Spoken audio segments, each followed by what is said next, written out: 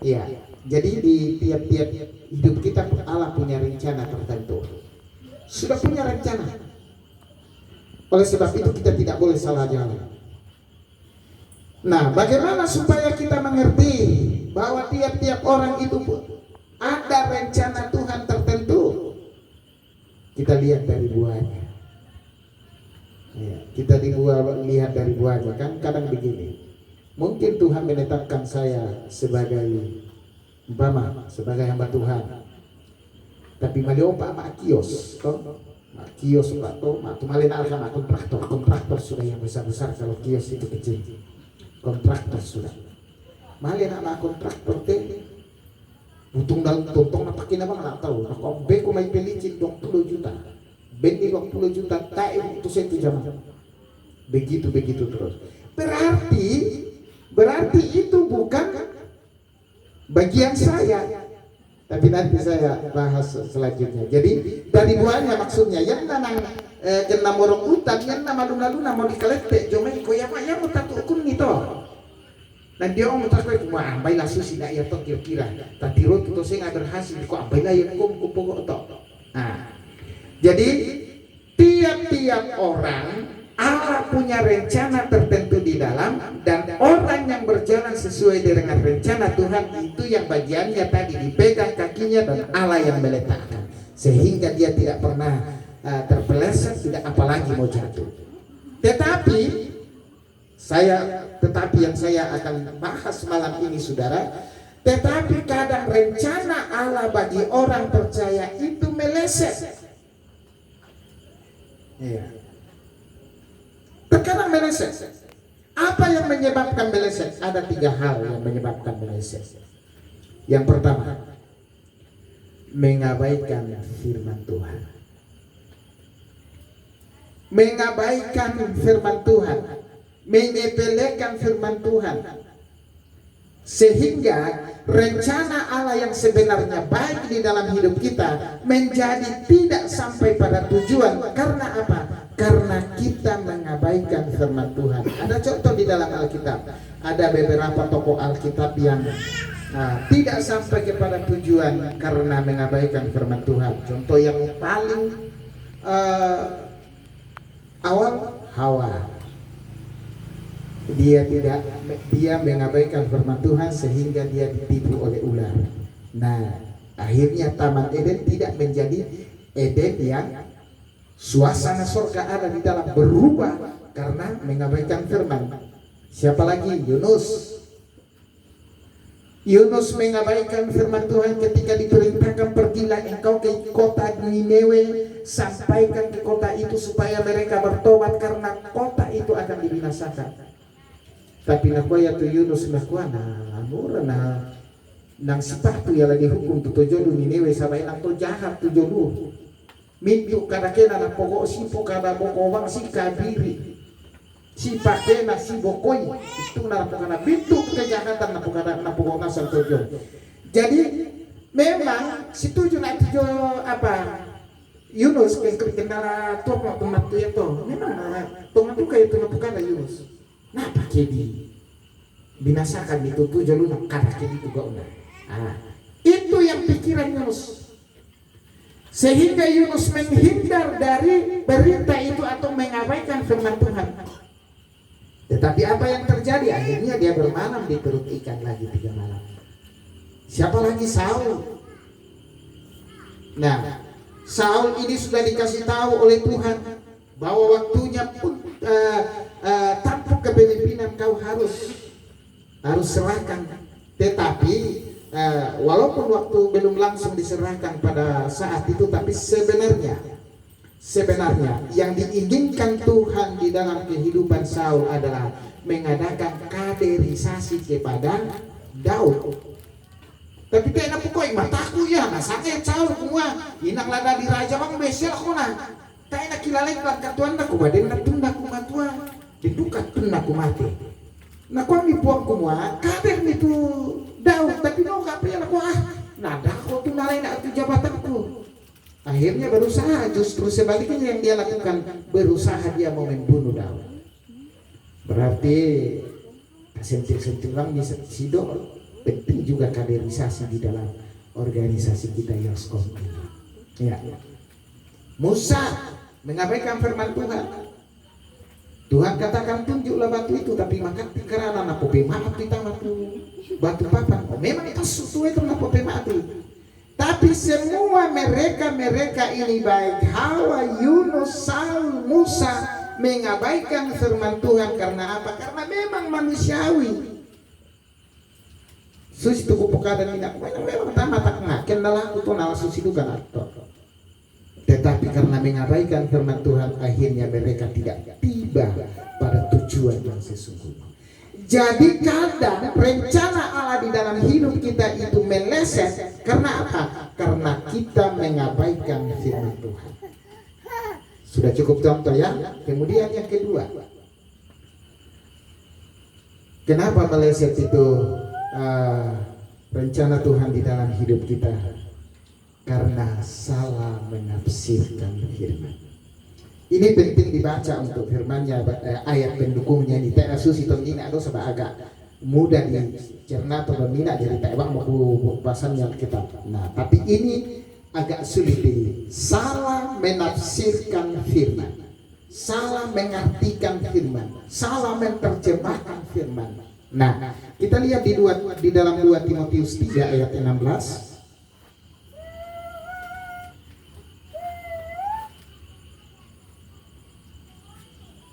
Timotius 3 ayatnya yang ke-16 dia berbunyi demikian.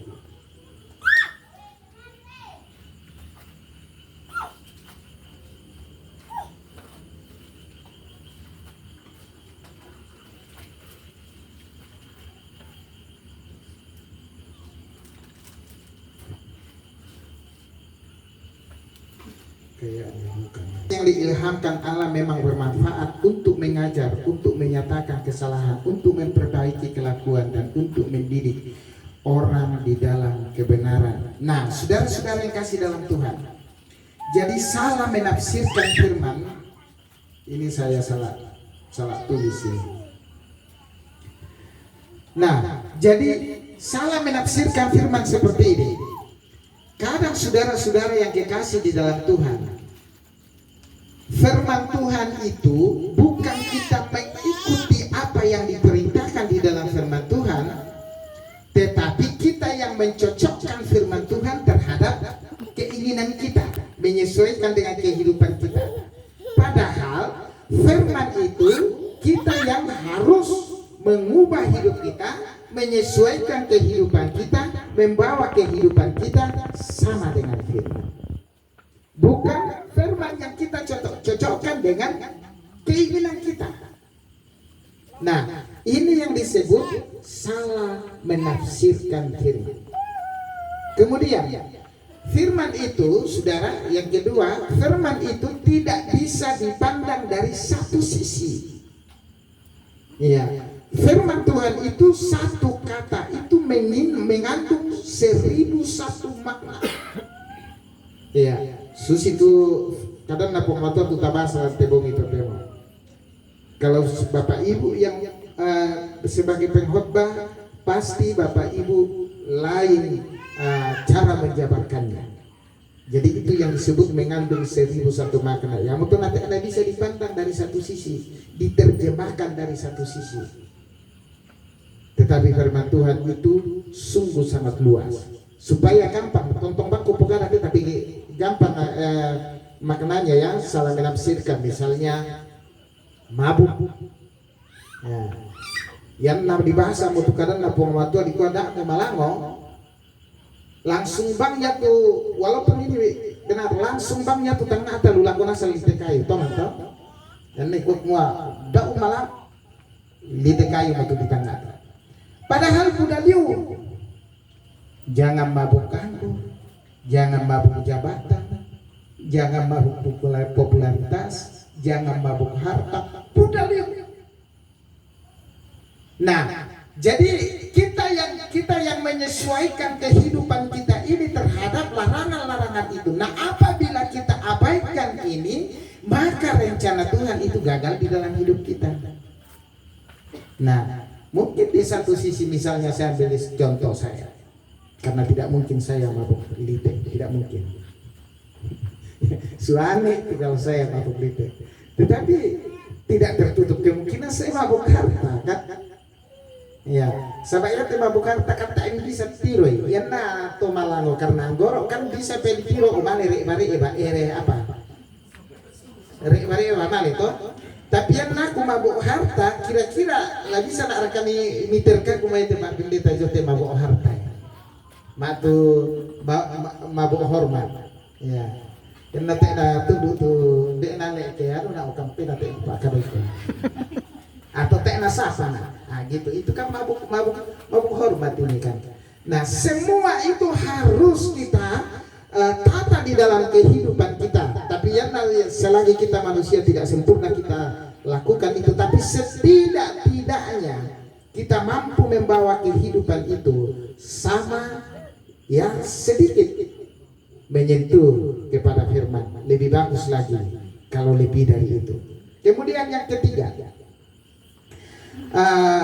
membuat keputusan yang bertentangan dengan kehendak Allah. Nah, kalau yang ketiga ini membuat keputusan bertentangan dengan kehendak Allah, dua contoh yang sederhana saya ambil di situ, yaitu kebutuhan dan keinginan. Biasa agak sulit bedakan lang katuan tentu umban natu kebutuhan, umban natu keinginan. Target firman Tuhan yang Tuhan kasih kepada kita itu kita mengambil sesuatu sesuai dengan kebutuhan, sesuai dengan kebutuhan.